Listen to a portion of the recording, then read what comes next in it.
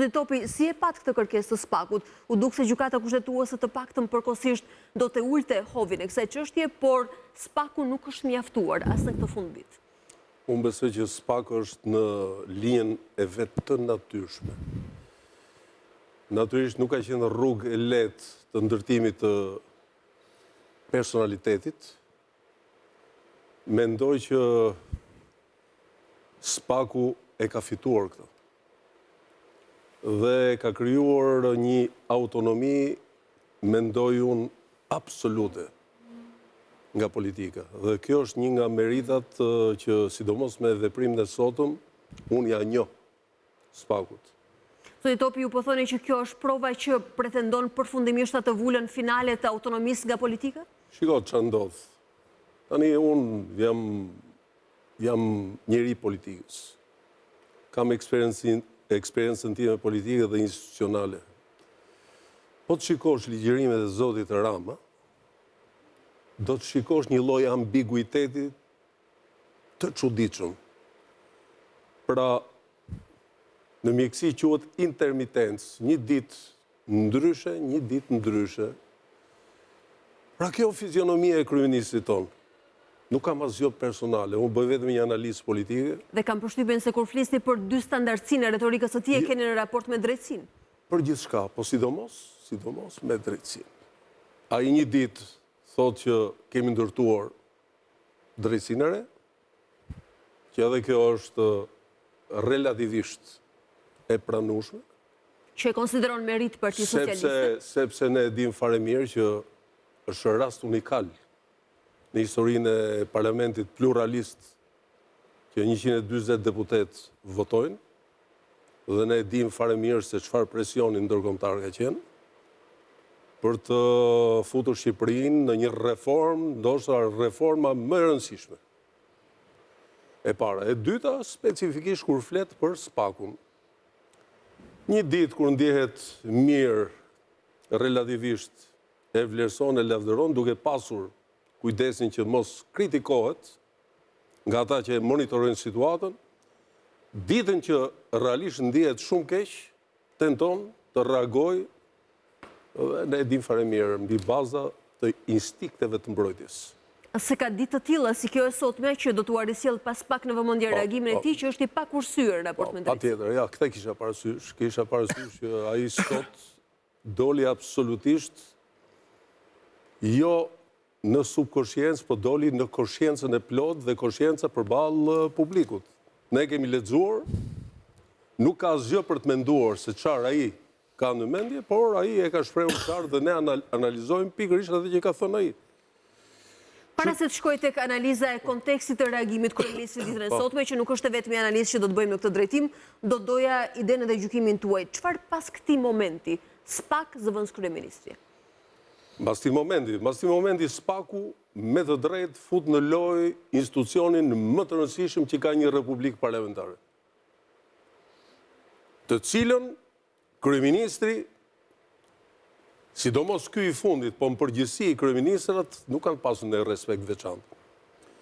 Sidomos mbas ndryshimit kushtetutës të vitit të 2008, ku prishën raportet politike dhe me institucionet pavarura, ku presidenti nuk ishte më një rrezik në thonjza, se sot e zgjedh me 71 vota, dhe në rast se ka një motiv që ai largohet javën që vjen, e zgjedh prapë një tjetër me 71 vota, se ka problem fare.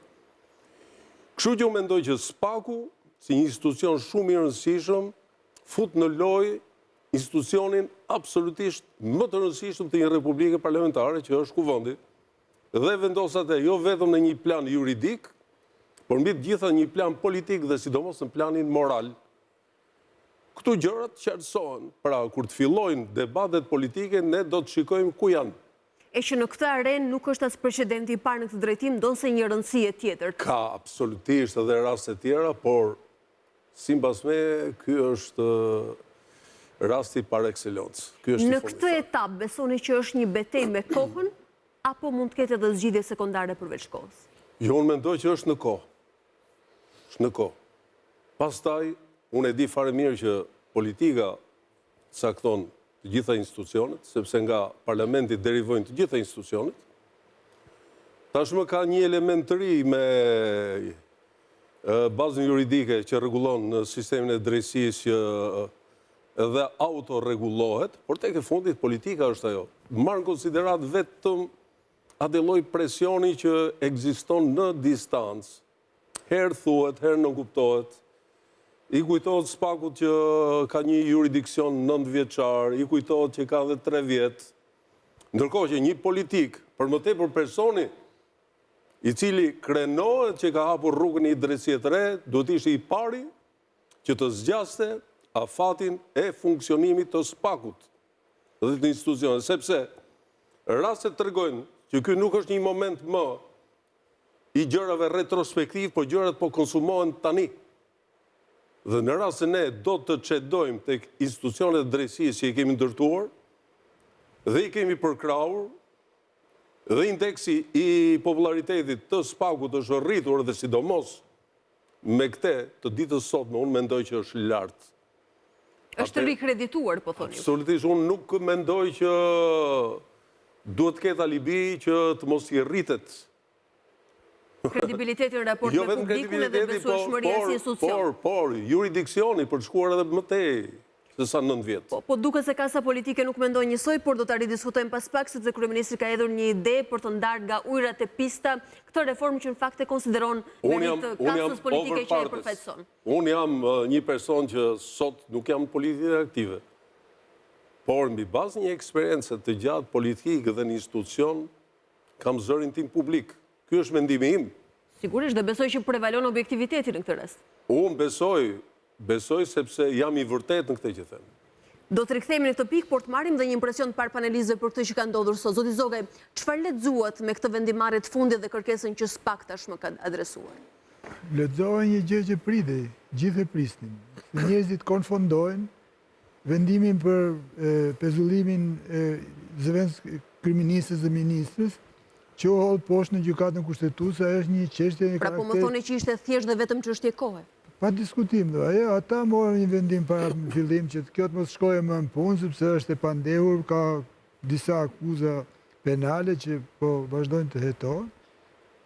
Gjykata kushtetuese me kërkesën e kryeministrit dhe me një që e shoqëruar me një retorik, me një pressing, do thosh, të kryeministrit për disa ditë, e qyti të gabuar atë, një vendim kur gjykata kushtetuese flet, gjithë bien dakord, por kjo është naivitet, se kam vurë edhe sot, që shumë njerë, po sfidon gjykatën kushtetuese. S'ka lidhje, vendimi i gjykatës kushtetuese për një çështje administrative s'ka asnjë lidhje me rrugën që ndjek SPAK-u për të quar përpara një hetim penal të një zyrtari të lartë që është antar i parlamentit. Zoti Zogaj, kjo mbi vendosje e leximit është një keq kuptim apo është një keq interpretim i cili do të përçohet te publiku? Është një konfuzion që e krijojnë këta me retorikë, ato janë dy gjëra të ndryshme, domethënë kush kupton minimalisht nga gjithë arkitektura e ndërtimit të institucioneve në Shqipëri dhe kompetencave që kanë secili institucion, e ka shumë qartë që SPAK-u as do t'ja di fare. Gjykata kushtetuese hodhi poshtë atë pezullim, punë e madhe, s'kishte ashtu menduar ata. Pra kjo nuk ka të bëjë me një sfidë ndërinstitucionale në këtë rast me SPAK-u dhe kushtetuesin. Jo, me SPAK-u këtë do bën.